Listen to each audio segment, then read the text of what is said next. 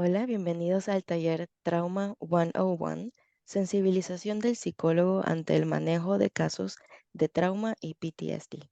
Mi nombre es Nicole Cambra y junto a mi compañera Nayeli González tenemos el gusto de compartirles esta guía práctica para casos de trauma para que podamos comprender más a profundidad el impacto de ellos en la vida de nuestros pacientes. Le damos un especial agradecimiento a The Growth Center y a la Universidad UDELAS por brindarnos la oportunidad de compartir este aprendizaje durante nuestro proceso académico. Empecemos.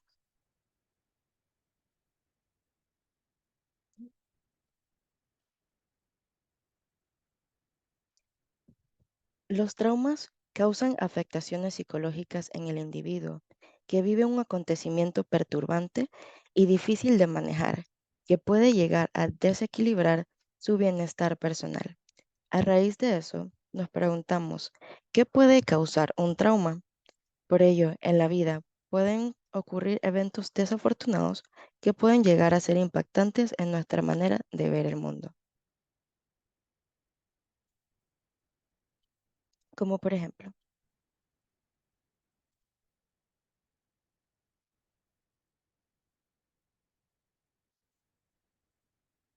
algunos eventos traumáticos que podemos mencionar serían accidentes naturales.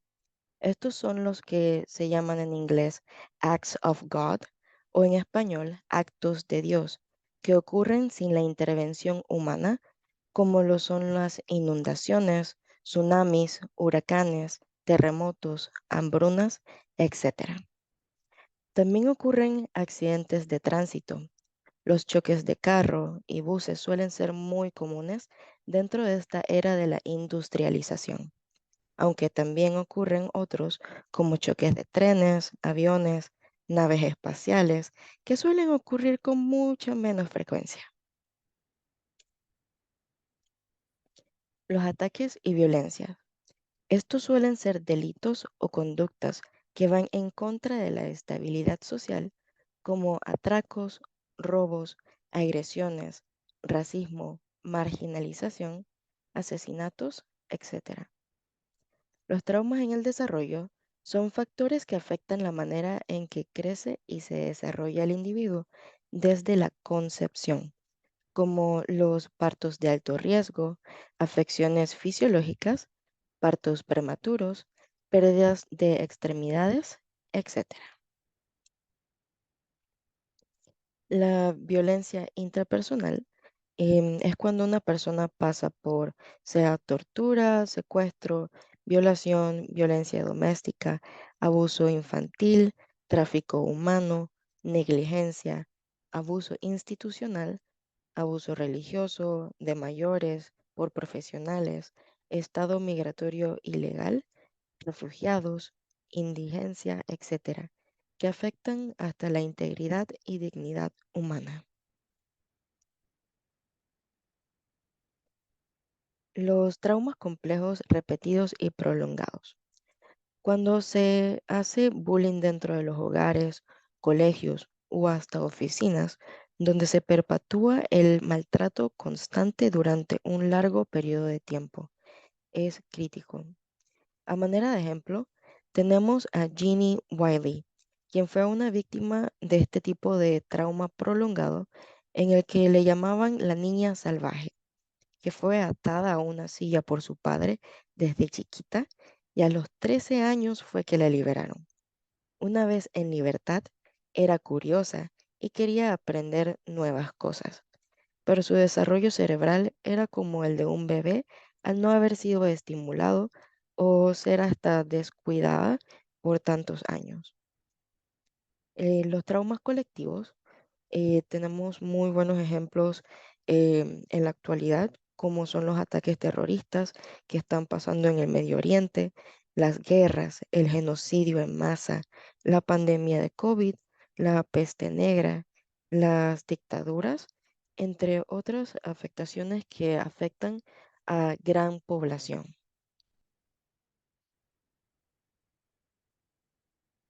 Ahora veremos qué efectos tienen los traumas en nuestras vidas. Favor, enciende tu ojo clínico que vamos para allá.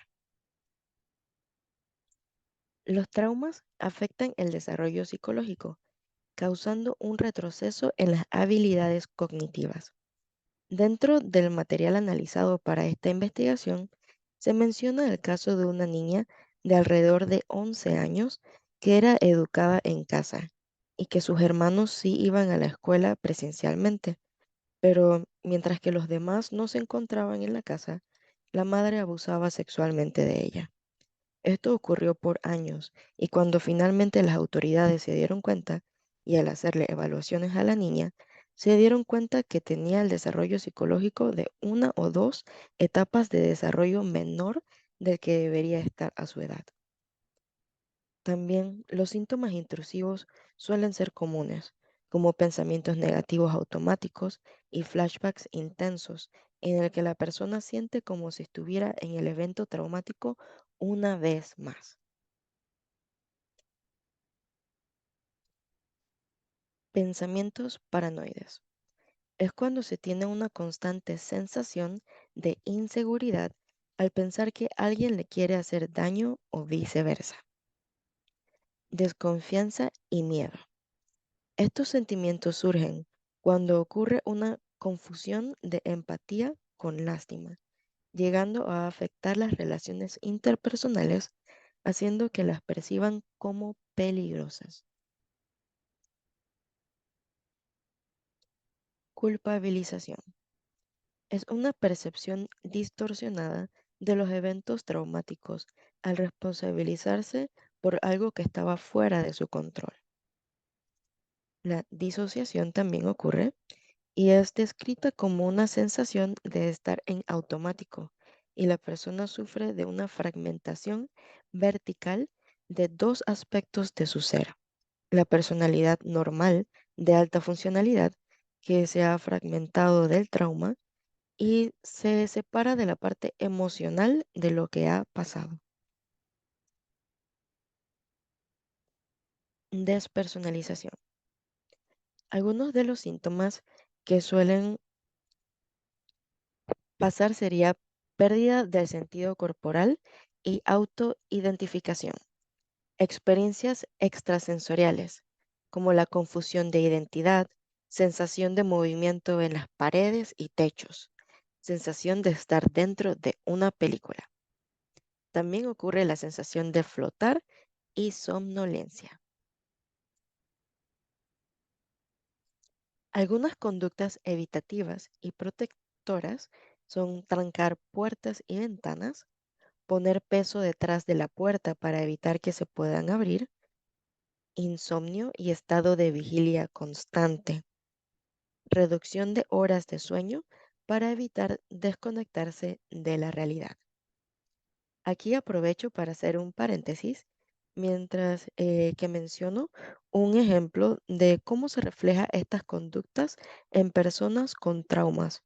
Esto lo pude observar en la serie Found o Encontrado en español, que se trata de un equipo de investigadores que resuelven casos de personas desaparecidas en el que la personaje principal y otra de las investigadoras fueron secuestradas por un hombre cuando estaban jóvenes y lograron escapar.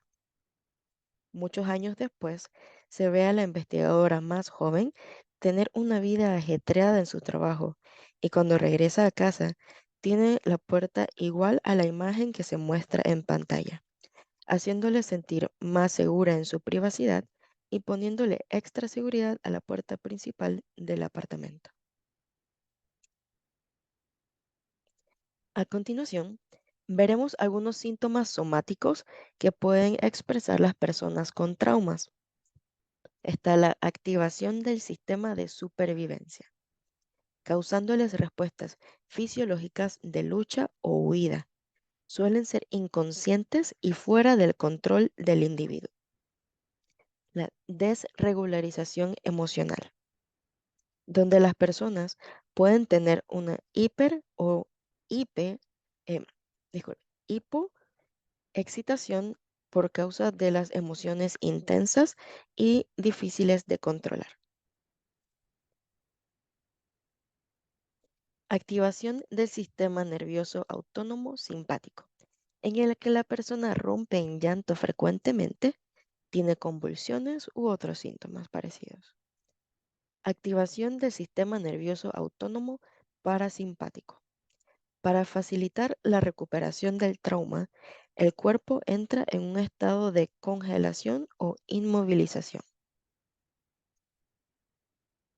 El estrés tóxico ocurre cuando en el trauma suele venir con una cascada desmesurada de neuroquímicos, como el cortisol, que es la hormona del estrés.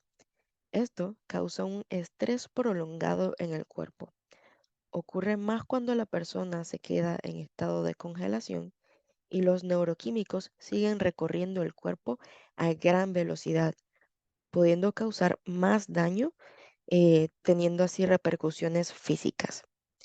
La afectación en el funcionamiento del hipotálamo y pituitaria y glándulas adrenales también suele ocurrir. Problemas de digestión, problemas autoinmunes, ganancias de peso u otros problemas médicos. Algunas respuestas fisiológicas normales durante los abusos sexuales son la lubricación, el endurecimiento de pezones, erecciones u orgasmos. El cuerpo está diseñado para protegerte en situaciones de miedo y minimizar daños en los tejidos, por lo cual reacciona a distintos estímulos sin la aprobación consciente de lo que se le está realizando. Muchos de los supervivientes de abusos sexuales mencionan haber sentido culpabilidad por haber tenido este tipo de respuestas de excitación sexual al haber sido ultrajados, lo cual es uno de los puntos importantes a tratar durante las terapias.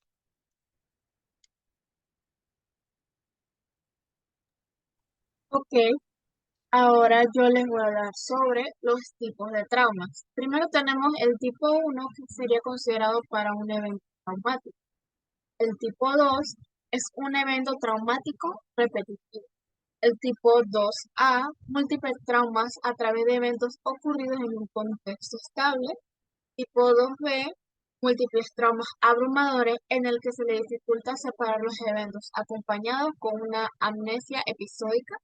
El tipo 2PR, que es la complejidad de traumas abrumadores en un contexto estable, pero en el que la resiliencia se ve afectada. Y por último, el tipo 2PNR, no hubo desarrollo de resiliencia. Es importante que identifiquemos el tipo de trauma o traumas que tiene una persona para saber si cuál sería la mejor manera de abordar el tratamiento y bajo qué contextos habría oportunidad de mejoría.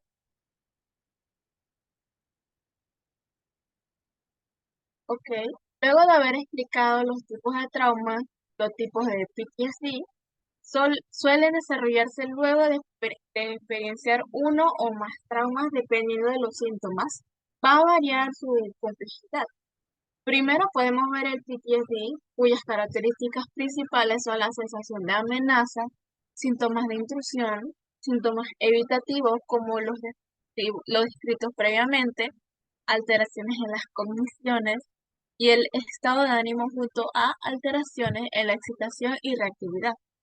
Después vemos el subtipo con síntomas disociativos prominentes que lo diferencian del PTSD simple por síntomas disociativos prominentes o destacados, despersonalización y desrealización, en el que la persona suele desconectar de la realidad presente constantemente.